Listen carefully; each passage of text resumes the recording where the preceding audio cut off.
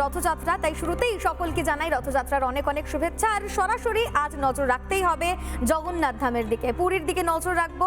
অগণিত ভক্ত সমাগম হয় প্রতি বছর, আর এবছরও তার অন্যথা নয়। ইতিমধ্যেই সকাল থেকে প্রস্তুতি শুরু হয়েছে জগন্নাথ ধামে। আজ মাসির বাড়ি যাবেন জগন্নাথ, বলরাম, সুভদ্রা। ইতিমধ্যেই রথ প্রস্তুত হয়ে গিয়েছে, সেই ছবি দেখতে পাচ্ছেন।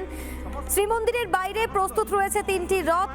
ভগবান জগন্নাথের জন্য তৈরি রয়েছে নন্দী ঘোষ, বলরামের রথ তালধ্বজ ও সুভদ্রার রথ দর্পদলন। এই মুহূর্তে প্রস্তুত সেই ছবি আপনারা দেখতে পাচ্ছেন সরাসরি। 206টি কাঠ দিয়ে তৈরি হয়েছে জগন্নাথ দেবের রথ নন্দী ঘোষ, আর এই রথের 16টি চাকা। জগন্নাথ দেবের রথের উচ্চতা 44 ফুট। অগণিত ভক্ত আজ এই রথের দড়িতে টান দেবেন। এই মুহূর্তে সরাসরি সেই ছবি আপনারা দেখতে পাচ্ছেন। ইতিমধ্যেই ভক্ত সমাগম শুরু হয়েছে, অন্যদিকে বৃষ্টিও পড়ছে। নিয়ম অনুযায়ী প্রত্যেক বছর রথের দিন বৃষ্টি হয় এবং সেই বৃষ্টিতেই ধুয়ে যায় রথ এবং শ্রীমন্দির। সেই মতো কিন্তু সকাল থেকেই বৃষ্টি চলছে পুরীতে। বৃষ্টি উপেক্ষা করেই প্রত্যেক বছরের মতো এ বছরও প্রচুর ভক্ত সমাগম। এই মুহূর্তে আপনারা দেখতে পাচ্ছেন আরও একটি ছবি, যেখানে সমুদ্র পাড়ে জগন্নাথ দেবের কিন্তু এই যে আর্ট, সেই স্যান্ড আর্ট হয়েছে, সেই ছবি আপনারা দেখতে পাচ্ছেন সমুদ্র সৈকতে। এবং শুভ রথযাত্রা জানানো হয়েছে সকলকে, সেই ছবি আপনারা দেখতে পাচ্ছেন এই মুহূর্তে।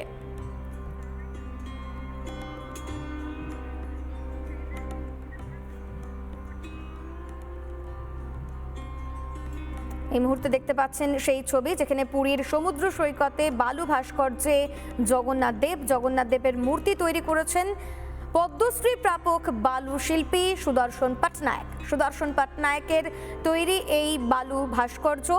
এবং যেখান থেকে সুদর্শন পটনায়ক শুভেচ্ছা জানিয়েছেন রথযাত্রার।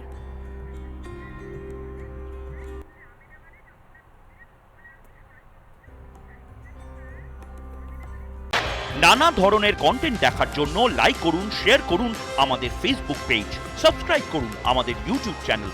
পাশাপাশি অন্যান্য ব্রেকিং নিউজের জন্য অবশ্যই চোখ রাখুন রিপাবলিক বাংলায়।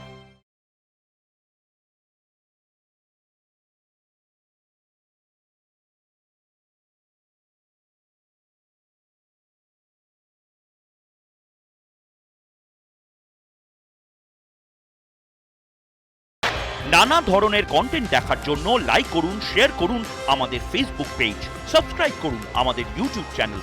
পাশাপাশি অন্যান্য ব্রেকিং নিউজের জন্য অবশ্যই চোখ রাখুন